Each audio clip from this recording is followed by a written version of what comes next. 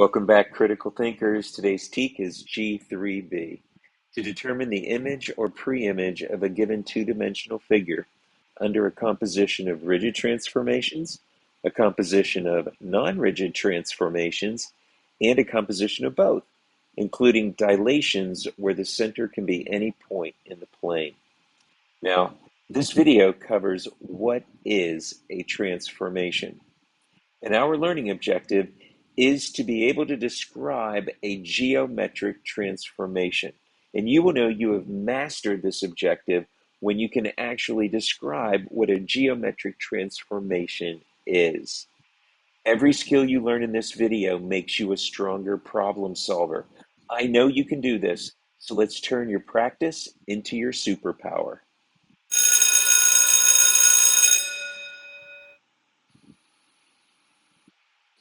Let's begin with the formal definition for a transformation. A transformation is a mapping for which each point has exactly one image point, and each image point has exactly one pre-image point. I'm not expecting you to memorize this definition.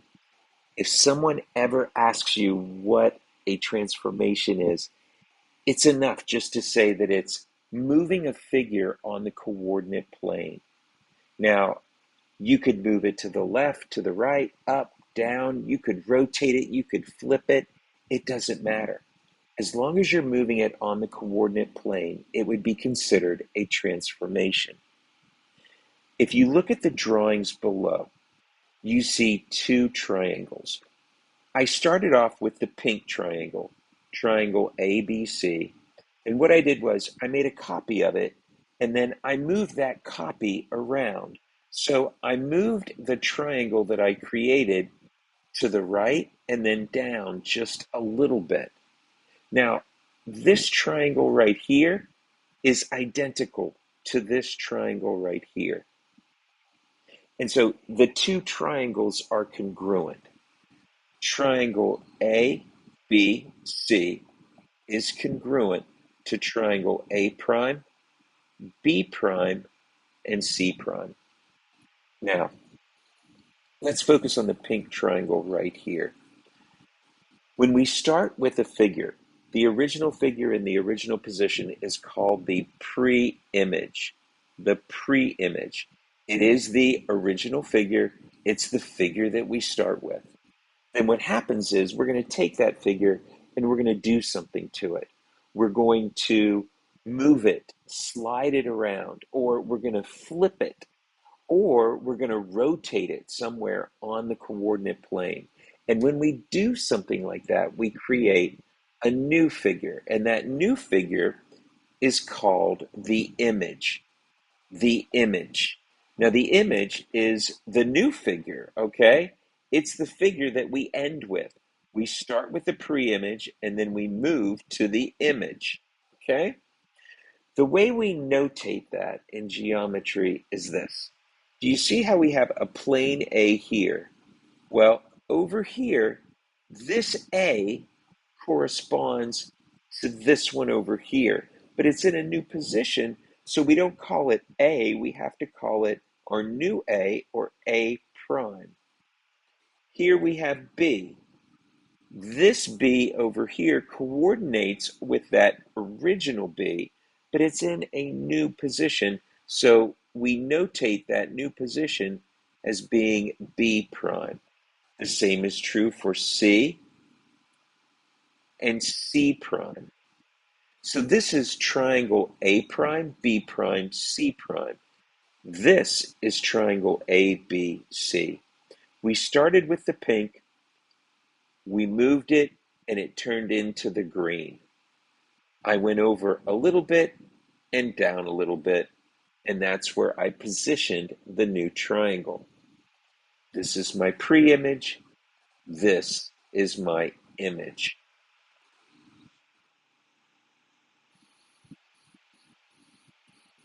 We're going to take a closer look at the pre-image and the image, and we're going to talk about notation. You know, we started out here and we ended up over here. something happened to the pink triangle that it moved a little bit to the right and a little bit down. The way we notate that a transformation occurred, that some type of movement happened, is by this statement right here. We say triangle ABC is mapped onto a new position, and it is now triangle A prime, B prime, and C prime. This arrow right here notates that a transformation occurred, that something happened to this triangle that moved it into a new position, thus giving it a new name, A prime, B prime, C prime.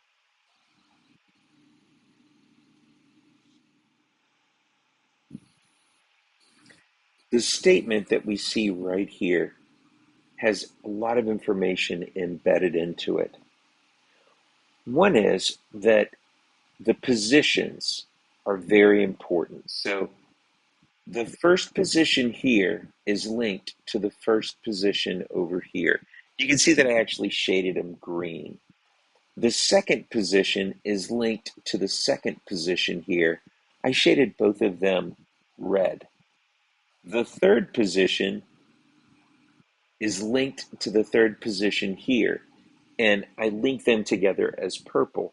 And the way that I reference this, the way that I say it is that A is mapped to A prime, B is mapped to B prime, and C right here is mapped to C prime.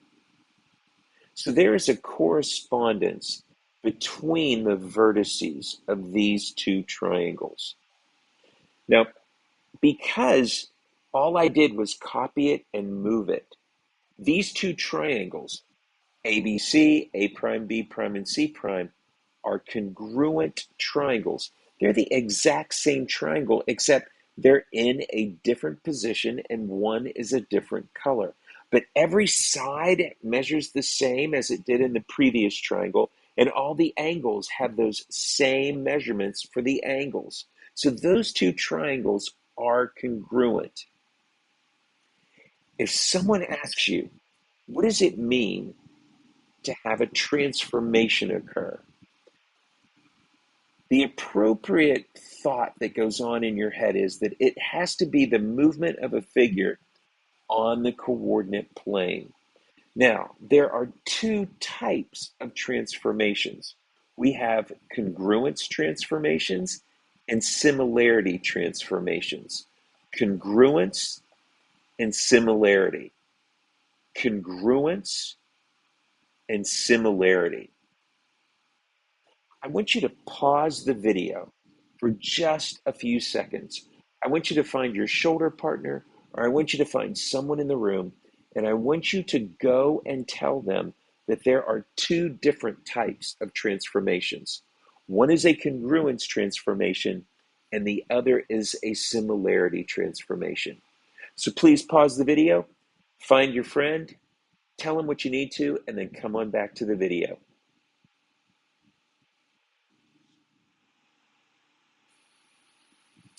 Welcome back.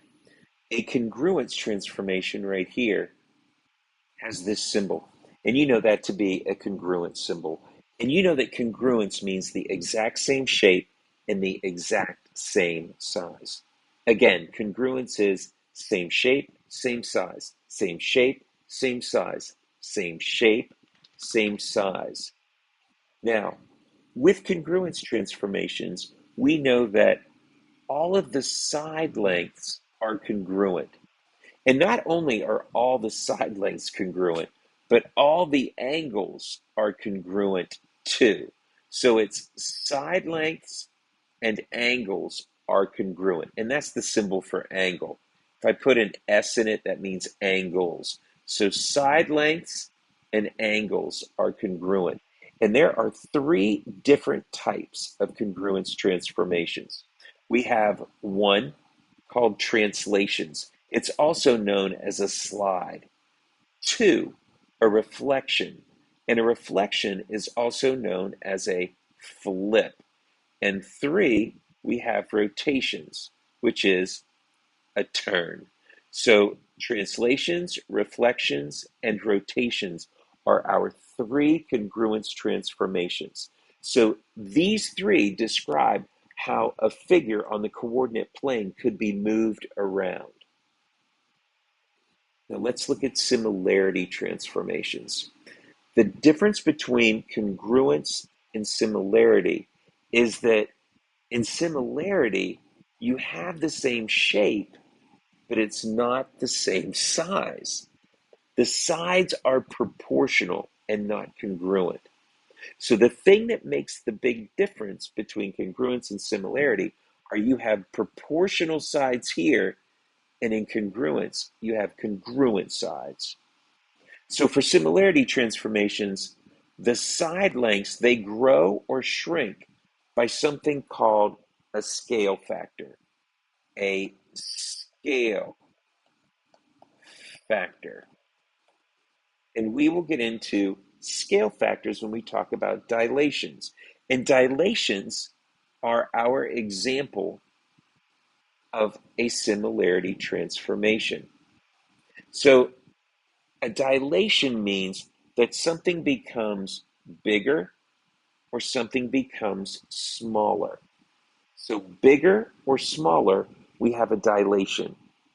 If we slide something, we have a translation. If we flip it, we get a reflection. And if we turn it, we get a rotation.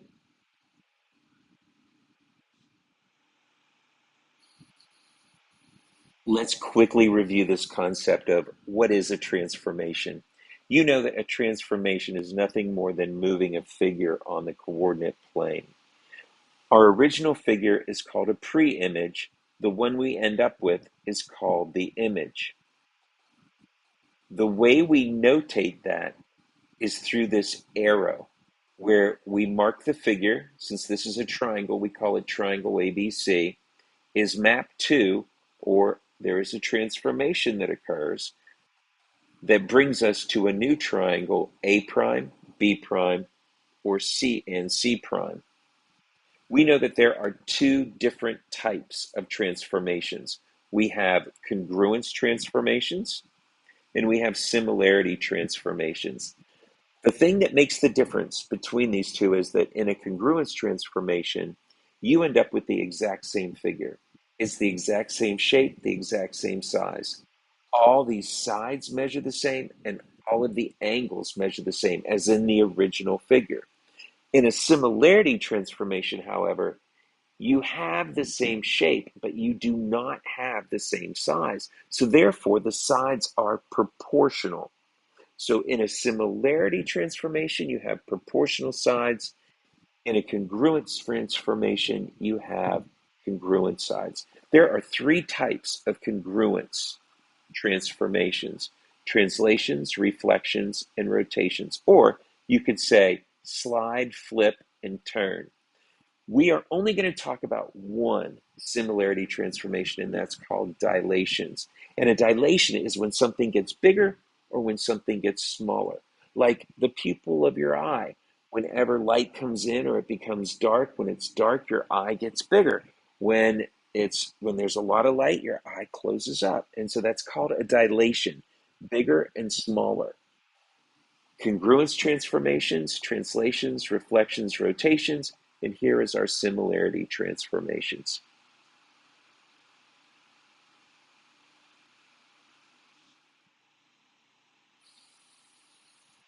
This is it for today's video. If something doesn't make sense, that's your cue to ask a question. In fact, it's your responsibility to ask a question. You can come talk to me, you can talk to your shoulder partner, your classmates, or you can even ask AI for a step-by-step explanation. Remember that we're a team here, and we're all here to help one another succeed. You learn best by breaking down complex concepts into smaller, more manageable skills. And that's exactly what we did today. You are turning your practice into your superpower. Please know that I believe in you And I know that you can do this. You are working your way to success, one skill at a time. Have a great day, and thanks for working with me.